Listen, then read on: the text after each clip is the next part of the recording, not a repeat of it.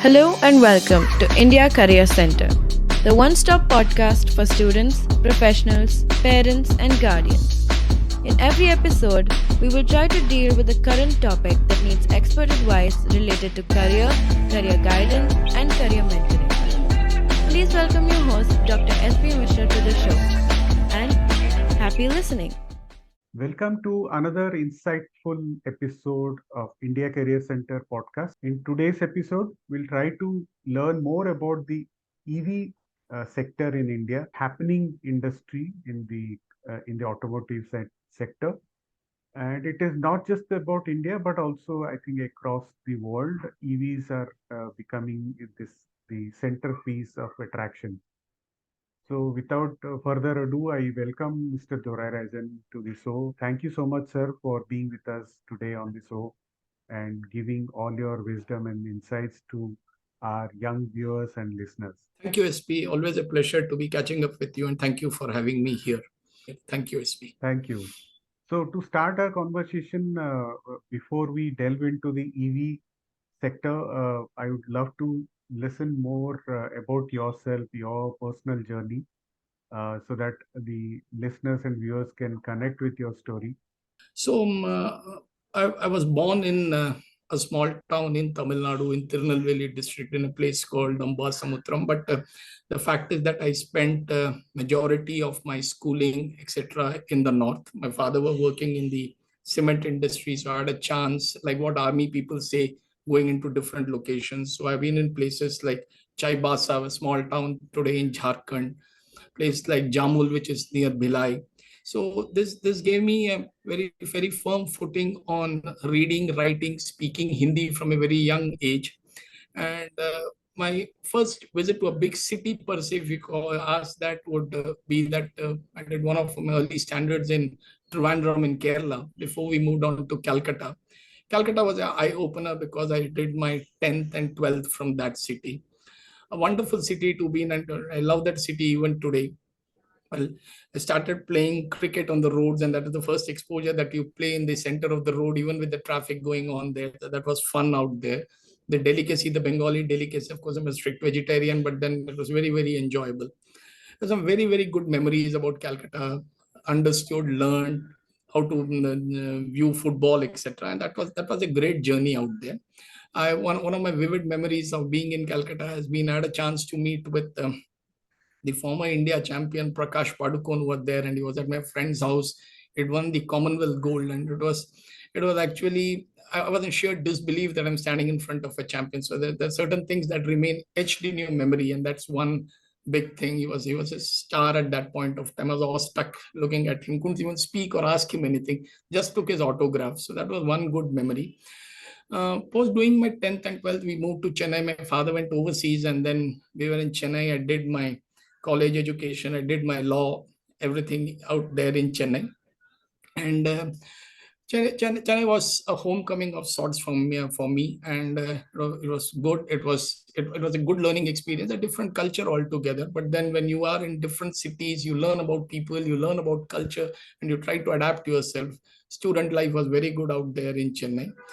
My professional career, if you ask me, it started somewhere. I dabbled into some family businesses at an early stage, though we belong to a family wherein we're all into jobs, we're into professional. All of us were professionals, but I still dabbled.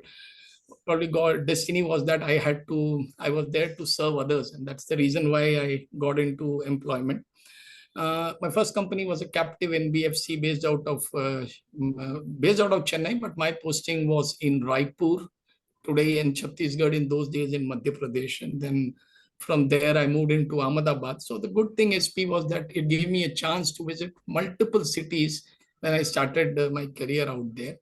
Spent good time out there, and then in Ahmedabad, and that was an eye opener because I was there when this tragic earthquake took place, and that probably was my biggest learning in life as to how life can be so fickle, and how you actually for that moment saw the richest of the rich and the poorest of the poor being all on the road. So that was quite a learning for me, and that's something that will remain etched in memory. Probably changed the way that I looked at life.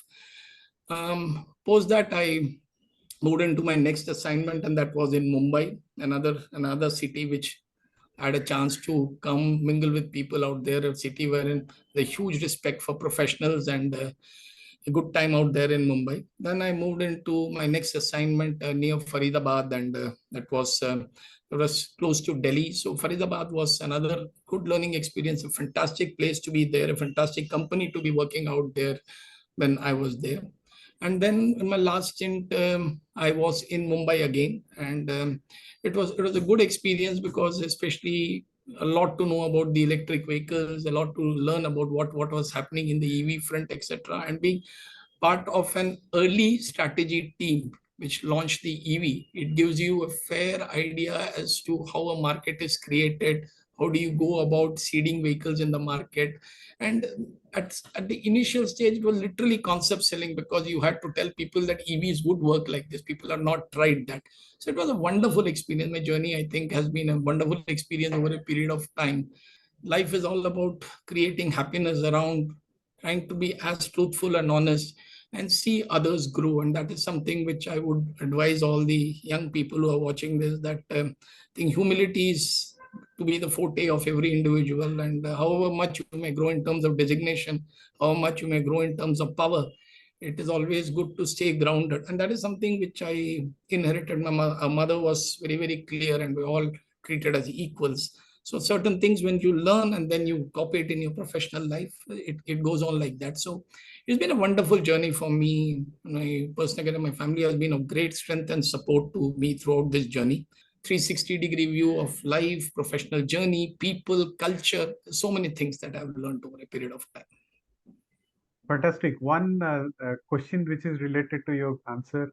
So, did you pick up the language Bengali being there in the early days in your childhood there?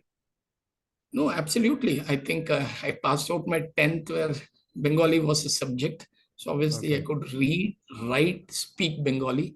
And fantastic. today, of course, I can understand. Not sure if I can read or speak. I've not had a chance to do that.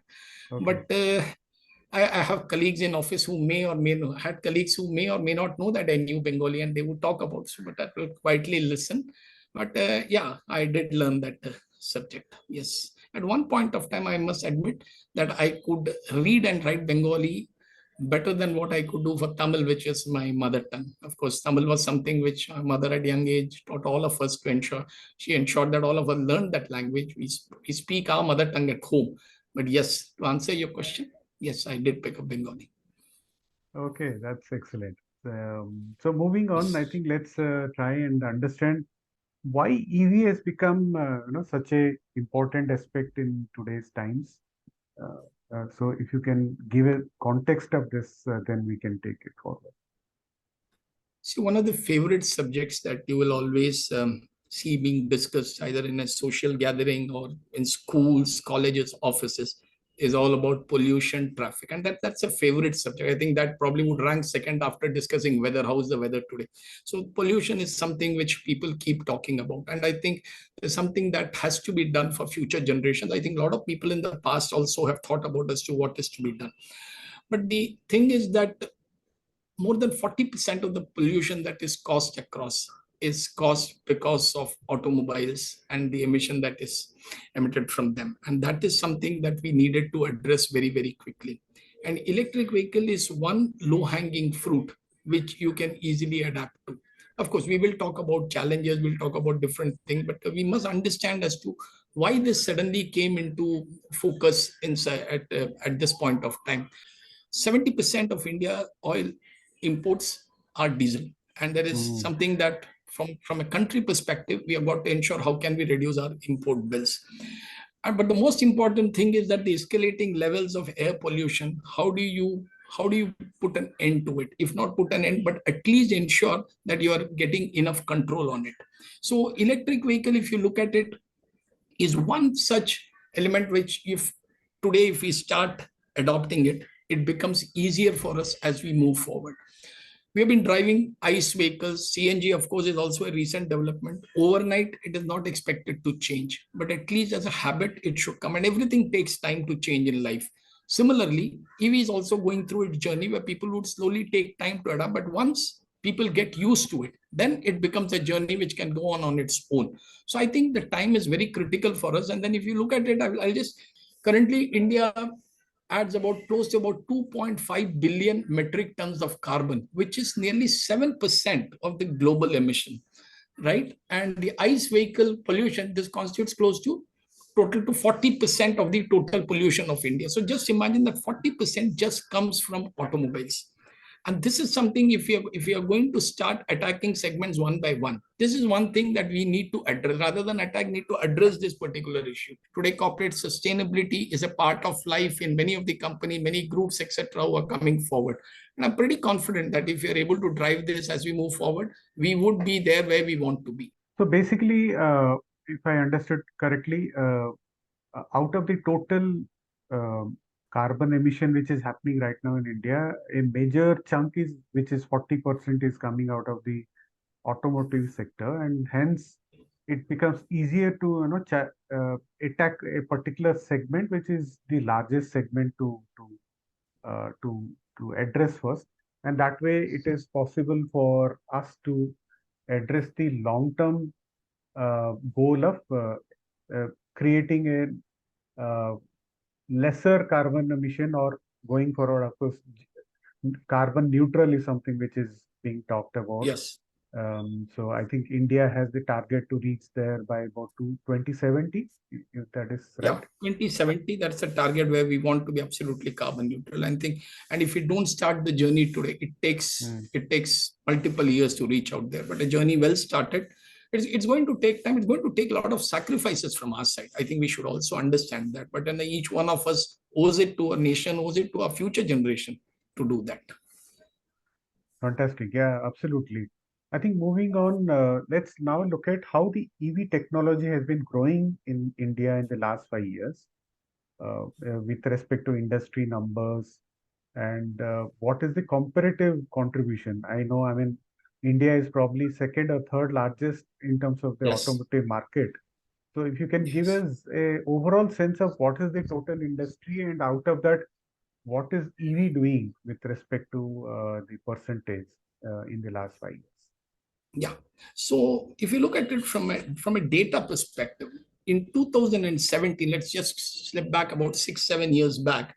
In 2017 or 2017-18, the total number of EVs that were sold in the country was close to about 95,000 numbers, out of which cars constituted about 1,200 numbers, and three-wheelers constituted the major chunk. It was about 92,000 were about three-wheelers. Come 2024, financial year 2024, and I'm talking about registered vehicle data. The only rider I should put here, a note of caution, is that this may not include data of Hyderabad and Telangana AP, because that RTO is still not linked to Vahan when I took this data. So it may not include that. But what I'm giving it to you are not the wholesale numbers, are the retail registration numbers out there.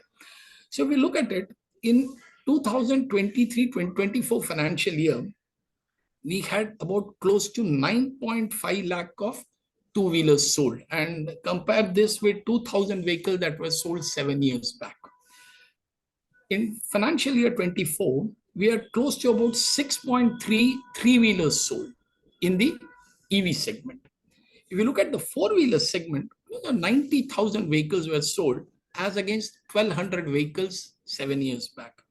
And if you look at buses, which is another big about 19 buses were sold then, and last year the total sale figures were close to 3,700 numbers. Now, if you look at it, it's grown beyond what we may have thought in 2018-19 as to how the markets would grow.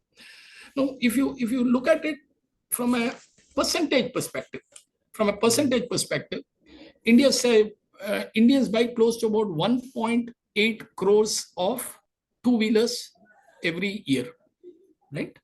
Out of which, if last year we have sold close to about 9 lakh vehicles, it constitutes close to about 5%, 5.5% of the total sales. So EV constitutes close to about 5% of the total sales. But the good thing is, in the three-wheeler segment, nearly 50% of the vehicles that are sold today are three-wheelers. And that's a very good sign, because that's one thing which is used for mobility, that is used for passenger movement, that is used for goods transportation, so many other things used in the captive segment, etc. If you look at cars, they constitute less than about 2%. So cars have a long way to travel till now, right? So they constitute close to about 2.5, less than 2.5% of the overall sales. So from an overall perspective, if you look at it, three-wheelers have made a good beginning. Two-wheelers are beginning to catch up. Four-wheelers, some way to go. And buses, of course, slowly come, because there's a cost element, there's an initial equity, etc. So there's going to be some time before buses catch up. So we are on the right journey. We are on the right track. Of course, figures differ. Why should two-wheelers be this? But two-wheelers are caught up in the last 3 years. And that's because of the focus from the governments also to ensure subsidies, FAME, state governments pitching in. So a lot has been happening out there at the back end to support this sale. So this is how the overall market looks at this point of time. Okay, so any particular reason why three-wheelers have caught up so well? Is it the pricing is the right, just right, or what? What exactly? I mean, is there any sense of why only three-wheelers have caught up so well in terms of adaptation? Almost 50%, you said. See, the fact is that there are two, three advantages and why three-wheelers are caught up. One, very rarely do people use three-wheelers for personal movement. These are all the earn and pay. So when over a period of time, if you hold on to electric vehicles and you run a minimum distance per month, you are able to generate better revenue than what you do in ICE vehicles. Among all the segments that I said, leave aside the buses, two-wheelers, three-wheelers, and four-wheelers. Three-wheeler is one segment which is more in the commercial segment, is more or less fully in the commercial segment, whereas both cars and this are primarily in the personal segment. So from a cost saving perspective, three-wheelers have a better advantage. So that's number one. Number two, I think most of the leading companies who are in this industry have also got their pricing point right. Three-wheelers were also supported by the government FAME subsidy that the government was giving, and three-wheelers also, of course, two-wheelers were benefited, but FAME subsidy benefit to a great extent those buyers who are using those vehicles in the commercial segment. So obviously, three-wheelers were the one that picked up speed very quickly, have ramped up to close to 50% of the total numbers, whereas two-wheelers are beginning to catch up, and cars have some distance to go. Another related question, especially, I mean, if you're in a city, you will see yellow color buses every day morning, ferrying all the children from home to school. I don't know how many million buses are there flying on Indian cities. Uh, do you think at some point of time, government of India or the state governments can actually come out with a policy, especially to support school buses? If we are able to send our children in an environmentally friendly vehicle every day, it actually will impact not just about the environment, but also from an early childhood. I think it can impact the children mindset as well. What do you think about it? No, absolutely. Absolutely. I think that is something that, and I have heard about this being discussed frequently out there in government corridors, that the government is contemplating on how to go about it. See, of course, we want all our vehicles to be absolutely pollution free, absolutely clean. But there are certain segments where you'll have to make necessary movements very quickly. And one of them are these school buses that carry. The point is that today children go in registered school buses, but children also travel in those mode of transport which are not registered school buses. If you have to make a beginning, it should start with those buses that are not probably owned by the school, but by a transport operator who is attached to those schools and operating it. And the schools can mandate that you put it. But what is happening is that there are a couple of reasons why it's taking some time. When you come to buses, etc., the initial equity cost that you put in is not something that is easily affordable by the operators. Number two, it has got a fixed day of travel. The school buses can be used only for that. So it may run only for a limited period, and the payback time could probably take some more years. So we need more government support and push for these particular segment if we have to catch up fast. Because if you look at it, SP, if you have to save money in driving an electric vehicle, you should be using it for an optimum distance over a period of time that is when you will be able to save, because you're going to compare it against your purchases of petrol, diesel. So if that has to happen, then you will have to drive it for a specific number of kilometers. And buses run from point to point. It picks up children at different points and goes to the school. And normally, you won't see long distance buses bringing in children. So that can be one challenge. But having said that, absolutely necessary and probably I would say mandatory going forward that school buses are electric vehicles. And for two reasons. One, from an environment perspective, but two, also seeding into children at a very young age as to why you should be traveling in these sort of vehicles. Okay, great. We'll just take a short break and come back on the other side with lot more interesting questions, and I'm sure a lot of wonderful explanation to what is happening in the EV sector. So join us back. Sure.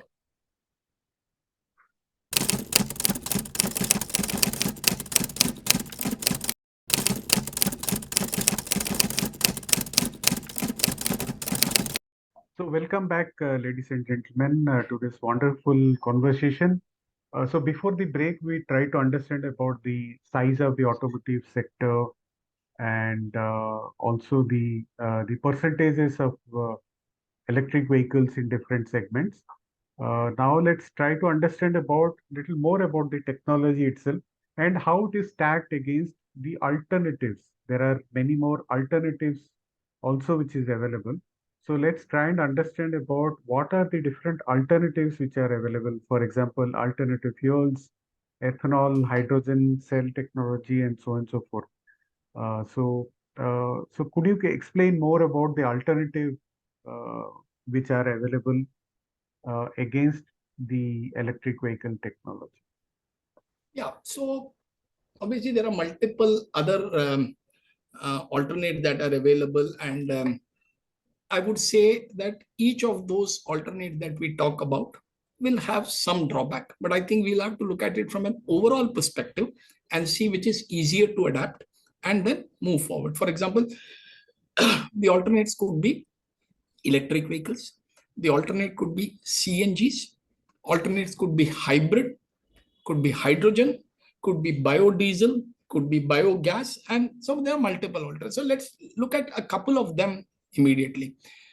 Compressed natural gas, CNG, is one alternate which I think has been introduced. Many of the companies today have company fitted CNG cars that come out in the market. Three-wheelers, they all are in CNG. And this has to a great extent helped in ensuring that we are slowly but surely getting to where we want to be. One of the challenges that we had, and that's now getting resolved slowly, is the number of CNG pumps across the country.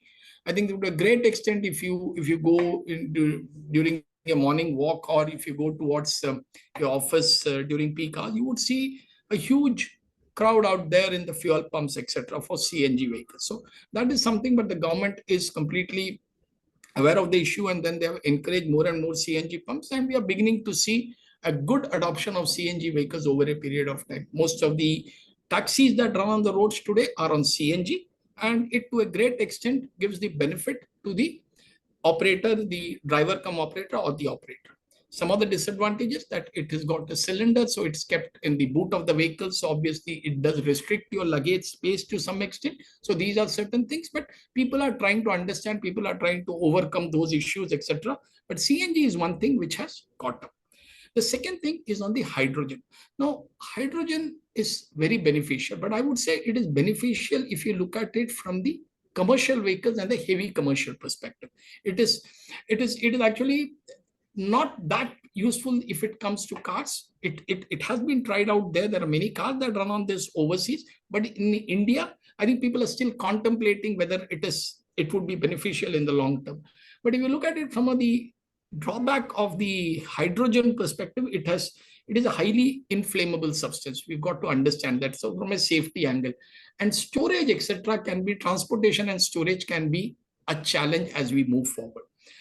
Let's dwell into one or two alternates, and before we come to the electric vehicle, if you look at it from a LPG perspective, or let's start looking at it from a biogas perspective, and which I think biogas is something which is being talked about in many places, and in India, it is one thing that people feel that can be a good replacement for all these things.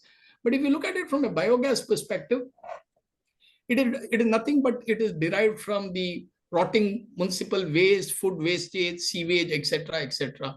And this is turned into biogas by way of anaerobic conversion, and it is done in a digester, so it is good to use. But what are the drawbacks of this is that after compression and after refinement, it could still contain some impurities. You may not have 100% perfection when it comes to biogas, so that can be some of a challenge. And if the generated biofuel that we are talking about was utilized to power automobiles, it can also corrode certain metal parts. So that can be one small drawback if you are talking about biogas.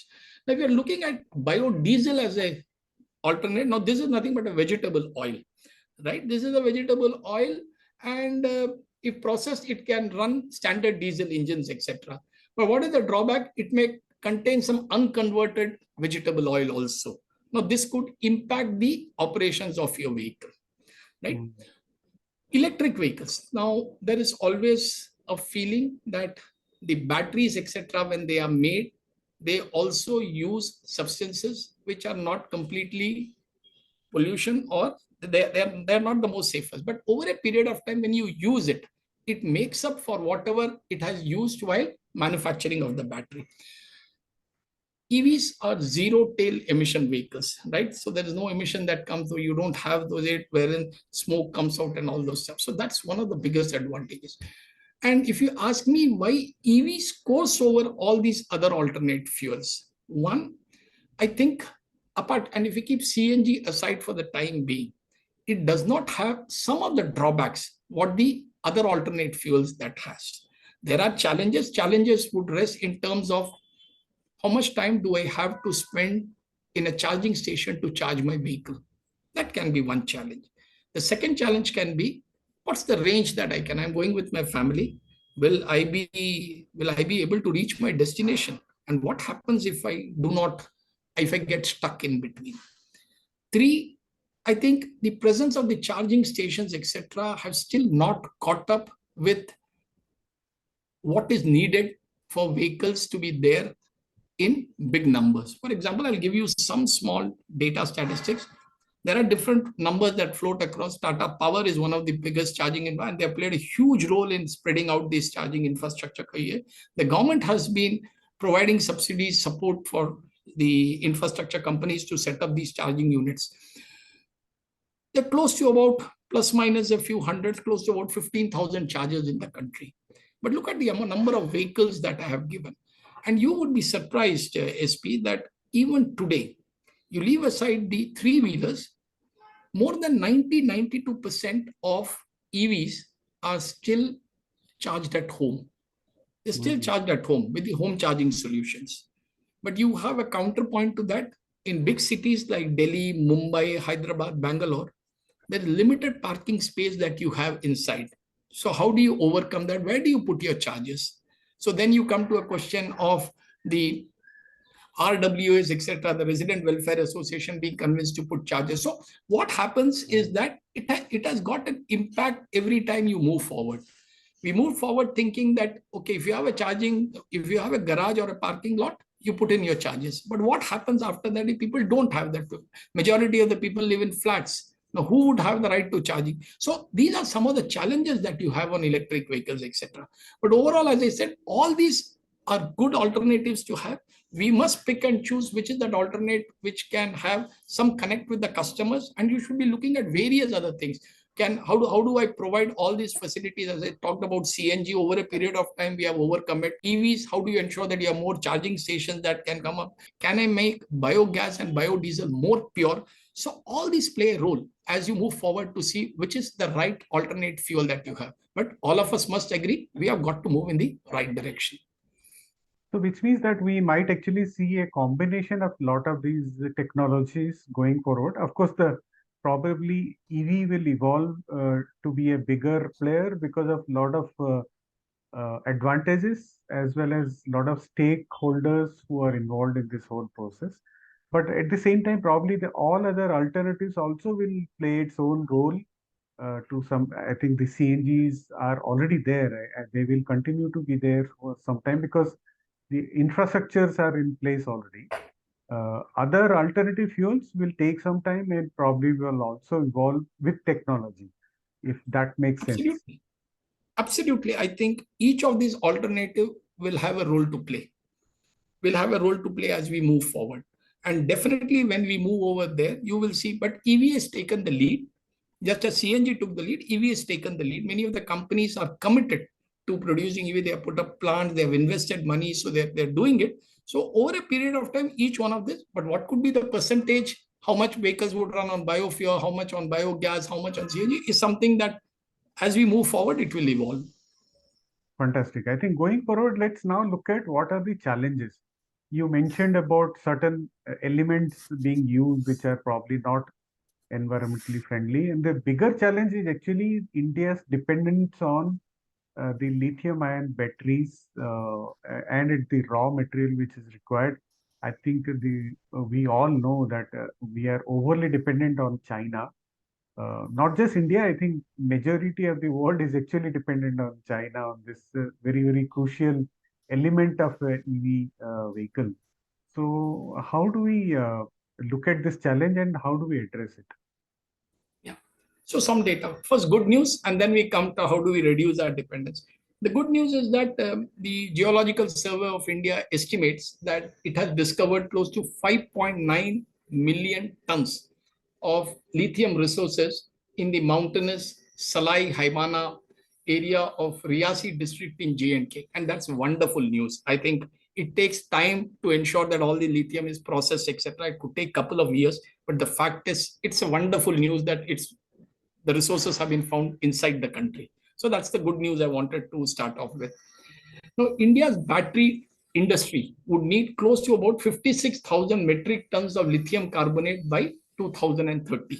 That is the estimate that we have going by the way at which things are progressing.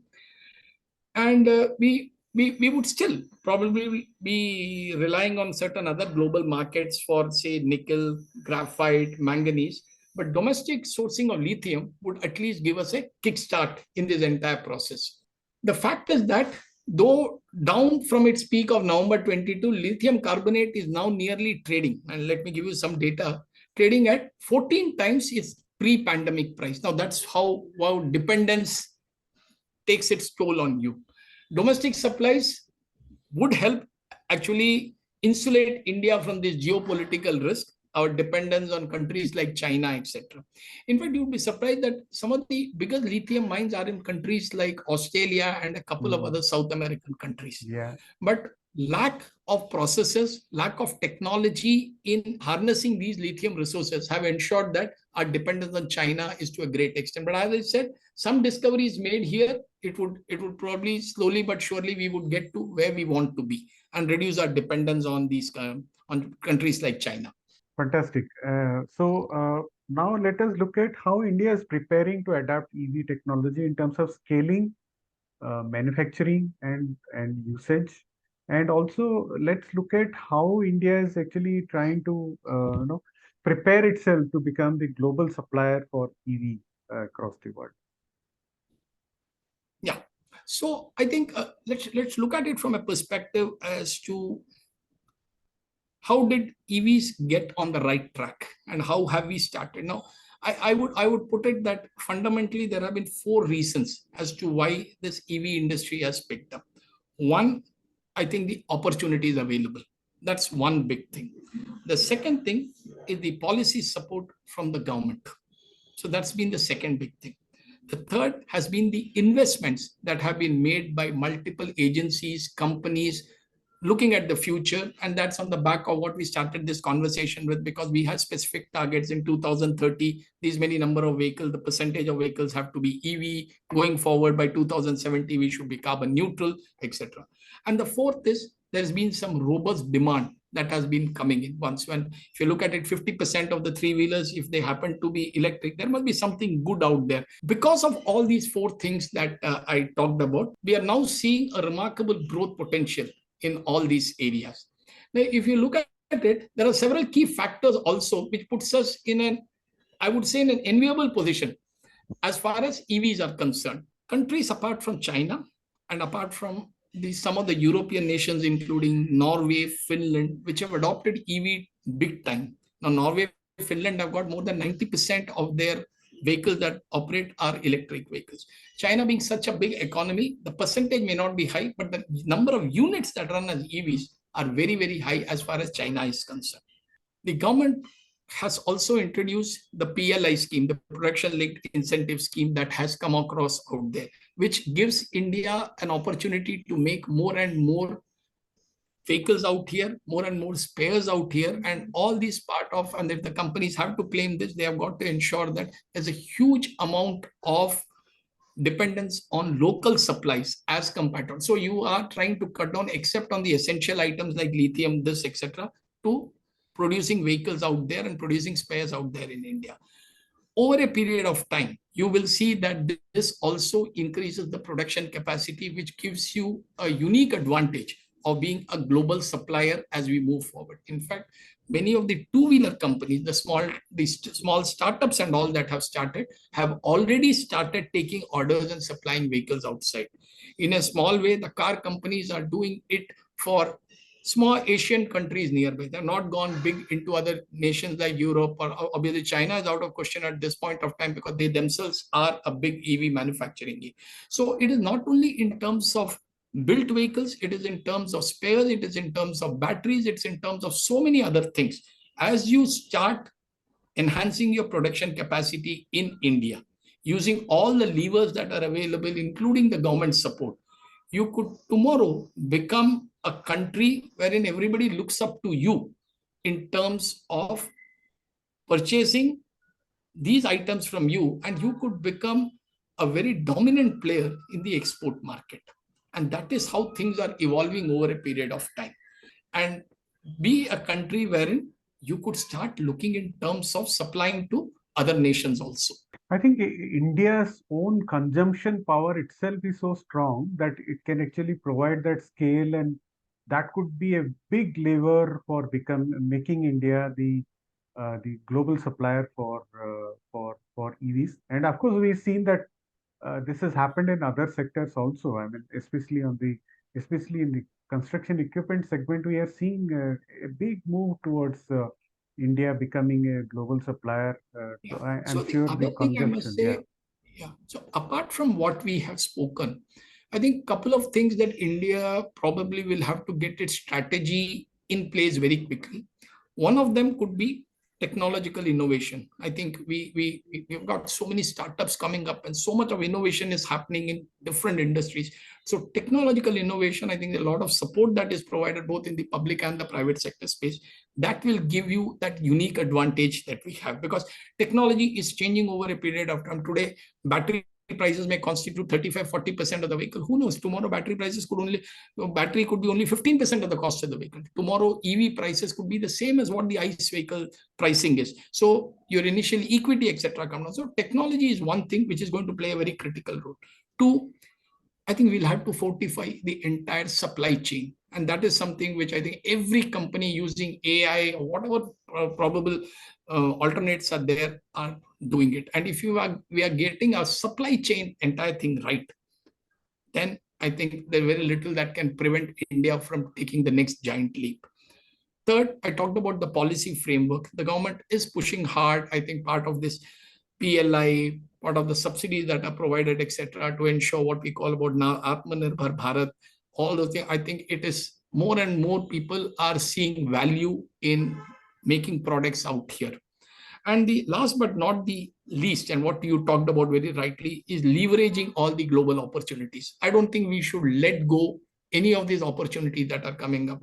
And if we leverage all these things, this can be very, very critical, play a very critical role in us becoming a global player, number one. And then who knows, we could be a big global supplier also. So one of the big challenge what we have in EV right now is the disposable technology for the used batteries. So for that, since we are still in the early days of this journey of EV technology coming into the vehicles, uh, is this something which the companies are cognitive about and they are thinking about, or they are already taking steps so that we do not create another environmental mess coming out of the conventional energy, which is already creating so much of carbon emission? EVs in India now, what would be, I gave you some data starting from 2017, so it's still young. I think still nascent. I wouldn't say taking baby steps, it's learned to walk, right? But still young by all. So if for most of the companies who started scaling up production, the batteries may not have completed one full life cycle. So that's the reason probably we have not understood what you rightly said. We don't create another mess. Solving one mess, we don't create. So once it happens, then you really have a challenge wherein you have so many of batteries, etc. What would you do with it? But I think the good thing is every company that makes EVs at the back of its mind has thought about as to what I do with the batteries that will come up later.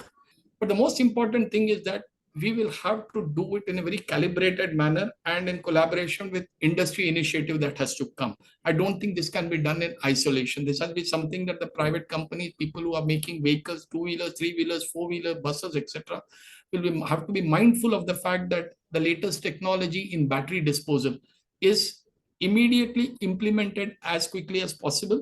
And we are in a position to ensure whichever technology we want to use it, that these batteries do not get recycled and come back, because that can create a much bigger problem. And for that, I have a feeling that there also needs to be some regulatory formula that has to be drawn by the government, and saying that for these many years, after these many years, this battery will have to probably see its end of life. And now what the government has talked about 15-year-old vehicles in the ICE segment, that they have to be completely dismantled and destroyed. You cannot do anything.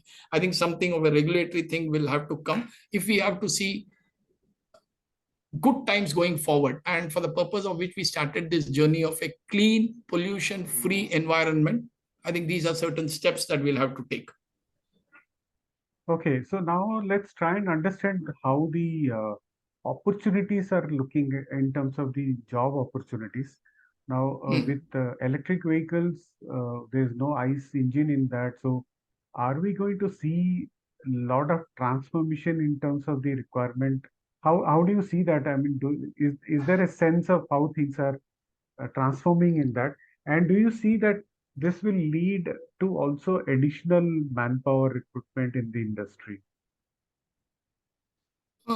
Absolutely. I can tell you that there is a huge scope, and I don't think we should limit ourselves saying that the battery, the vehicle does not have engines, so what will people work upon, etc. And if you look at it, there are different aspects on which we can. One is battery technology, and that is something which there is a huge scope for employment. Huge scope. You have seen the finance minister had recently made a statement. I hope I get my figures right. She says that over the next couple of years, more than 10 lakh jobs are going to be created. And she says that 10 lakh direct jobs are getting created.